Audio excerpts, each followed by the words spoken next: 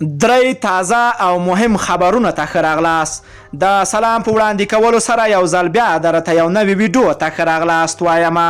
اول خبر: د ایران پر ضد د ننګرهار مدني فعالانو سوله ییز لاریون وکړ. د ایران د وروستیو بېرحمو کړنو پر وړاندې د ننګرهار مدني فعالانو او ځوانانو سوله ییز لاریون وکړ. دوی د لاریون پر مهال د ایراني عسکرو وروستۍ کړنې وغندلې او له افغان حکومت څخه یې وغوښتل چې له ایران سره هر ډول اړیکې پرې کړي او پر ایران د افغانستان روانې اوبه هم بندې کړي. د ایراني عسکرو د وروستیو بېرحمو کړنو پر وړاندې چې د یزید په ښار کې د افغانستان کډوالو موټر ته اور ورته کړی و، په افغانستان کې دننه پراخ ولسي لاریونونه وشول. پرون یو شمېر پیغلو او ځوانانو د ایران د سفارت دروازې تر مخه د اعتراض په ډول د سفارت دروازه په رنګونه ولړله او ترې ویې غوښتل چې د افغانانو شکنجه او وژنه نوره بنده کړي. دوهم خبر: د امریکایي پولیسو پر جدي برخو له نیوکو سره هممهاله د دغه هیواد په سیاټل ایالت کې یو کس چې په موټر کې سپور و په لاریونوالو ډزې کړې دي.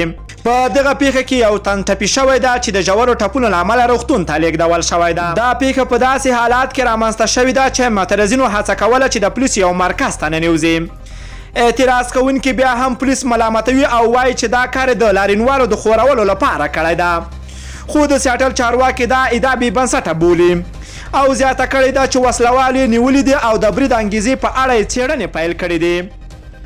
دریم خبر: ولسمشر غني وایي په ایران کې په وروستي پیښه کې به د افغان کډوالو وژل کېدل او سوځېدل په جدي ډول د دواړو هیوادونو ترمنځ له ډیپلوماتیکو لارو وڅېړل شي. دا ولسمشر ویان صدیق صدیقي ویلي ولسمشر دغه خبرې نن سهار د کابینې په غونډه کې کړې دي.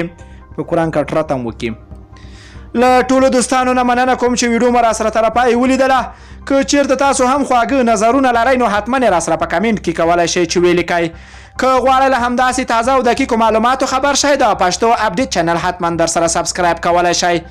نور مو په پاک رب سپارم. الله مو مل شه. ښه وخت درته غواړمه.